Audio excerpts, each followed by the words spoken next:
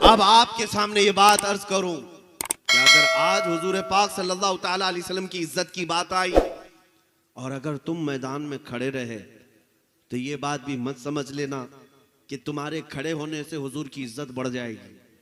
कभी नहीं, बल्कि अगर खड़े रहो तो तुम्हारी इज्जत बढ़ जाएगी। ये तुम्हारी किस्मत की बात है।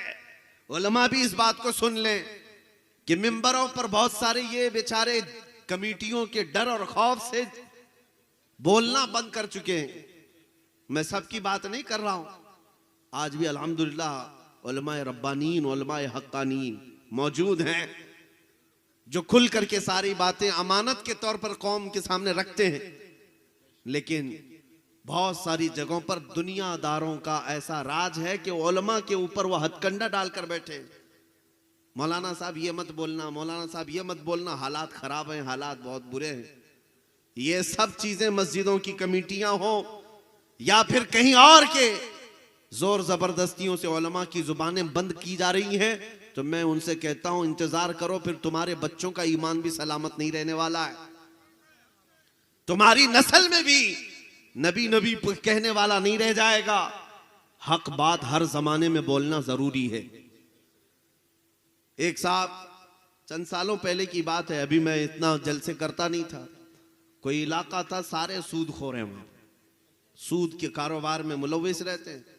हमें प्रोग्राम के लिए बुलाए, तारीख तो लिए, सदर साहब जो बैठे हुए हैं और भी दूसरे लोग हैं। जलसे से पहले हमसे कहा कि हजरत आपकी तकरीरें सब माशाल्लाह सुनते हैं, बहुत खूब सुनते हैं, लेकिन सूद पे मत बोलिए, फाइनेंस पे, बड्डी पे मत बोलिए कि ये सब बहुत पुराने धंधे हैं, इनके कारोबार हैं। हमने कहा आज तो पूरा टॉपिक ही इस पर होगा, हम बोलेंगे इसी बात पर।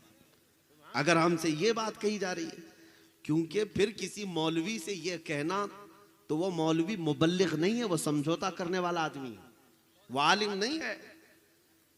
हमने 1 घंटे तक वो सूद की मजम्मत के मुतालिक ही बयान किया। मैंने कहा आइंदा कभी ना बुलाना, कोई फर्क नहीं पड़ता, लेकिन मेरी दी हुई गोली किसी का बुखार जरूर उतारेगी, किसी ना किसी का बुखार उतरेगा।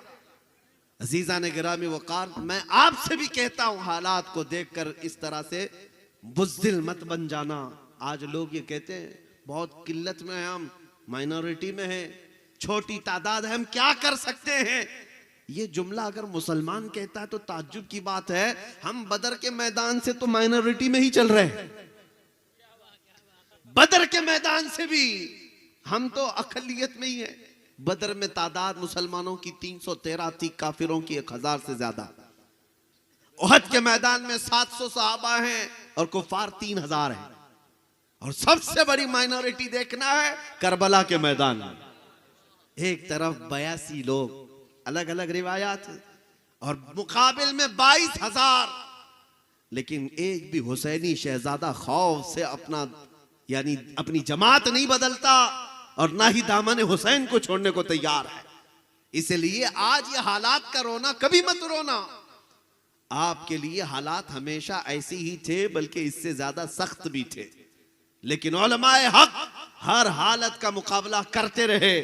आपको पता है आजादी से पहले जो गदर का यहां पर मामला था 1857, उस वक्त उलमा के लिए कितनी मुश्किलात थी, कितनी मुश्किलात। अल्लामा फजल हक खैराबादी रहमतुल्लाह अलैह का जमाना, किफायत अली काफी, जिनको गिरफ्तार करने के लिए, एक आलिम को गिरफ्तार करने के लिए 3000 अंग्रेज आए थे, 3000 अंग्रेज आए थे। और उन्होंने साबित कर दिखाया शेर शेर होता है, कुत्ते कुत्ते होते। मोहम्मद अरबी का एक शेर गिरफ्तार करने के लिए 3000 लोग आए। और गिरफ्तार करके जब किफायत अली काफी रहमतुल्लाह अलैह को लाया और अपने दारुल हुकूमत में कैद करके एक आलिम को रखा, 7 दिन तक या 8 दिन तक उनके जिस्म पर गरम स्त्री फेरते थे। प्रेस जो है गरम करके स्त्री को फेरते थे जिस्म पर, चमड़ी जल जाती थी रात के वक्त। और फिर उनसे कहते कि तुम्हारे दिए हुए फतवे, तुम्हारी बोली हुई बातें वापस ले लो, हमारा दौर है, हमारी हुकूमत है, हम आपको ओहदा दे देंगे, कोई मनसब दे देंगे। लेकिन किफायत अली काफी रहमतुल्लाह अलैह ने यही फरमाते, तुम बहुत हल्का सौदा करना चाहते हो, हल्का सौदा, मुझ जैसे को तुम इतनी छोटी लालच में खरीद रहे हो। वो क्या बिके जो बाजार मुस्तफा में पहले बिका हुआ।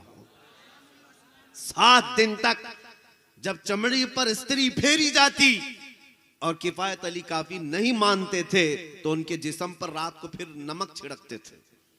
जली हुई चमड़ी पर अंग्रेज नमक छिड़कते थे। तो क्या उस किफायत अली काफी रहमतुल्लाह अलैह के इस तकलीफ के बाद अंग्रेजों ने इस धरती से इस्लाम को साफ कर दिया?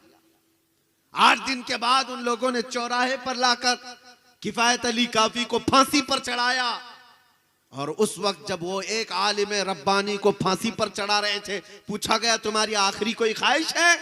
किफायत अली काफी ने कहा था हाँ मेरी एक ही ख्वाहिश है, एक बार मरने से पहले नाते मुस्तफा पढ़ लूं। और पढ़ करके सुनाया लोगों को, कोई गुल बाकी रहेगा न चमन रह जाएगा, पर रसूलुल्लाह का दीने हसन रह जाएगा। सब फना हो जाएंगे काफी वो, लेकिन हश्र तक नाम हजरत का जुबानों पर चलन रह जाएगा। फांसी पर चढ़ाया अंग्रेजों ने और उनकी वफात के बाद 8 दिन तक जश्न भी मनाया कि हमने एक मौलाना को खत्म कर दिया है। एक मौलवी जिसके लोग गर्विदा थे, बहुत सारे लोग उनकी जुबान पर लब्बैक कहते थे, सब एक मौलवी के खत्म होते ही दुनिया खत्म हो जाएगी।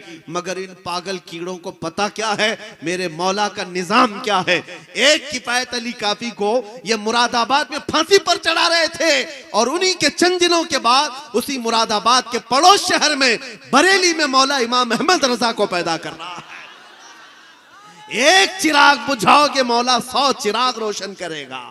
और फिर इमाम अहमद रजा तशरीफ लाए और जब जवानी का आलम हुआ तो दुनिया ने देखा है किफायत अली काफी अपनी जिंदगी में इश्क रसूल भरते थे, लोगों को बुलाते थे, लेकिन इमाम अहमद रजा का कलम जब चला, अल्लाहू अकबर, सिर्फ बरेली की सरजमीन पर नहीं, हिंदुस्तान की सरजमीन को ही नहीं, पूरी कायनात के जहां जहां लोग उर्दूदां तबका है उन सब के सीनों को इश्क़े मुस्तफा से भर दिया।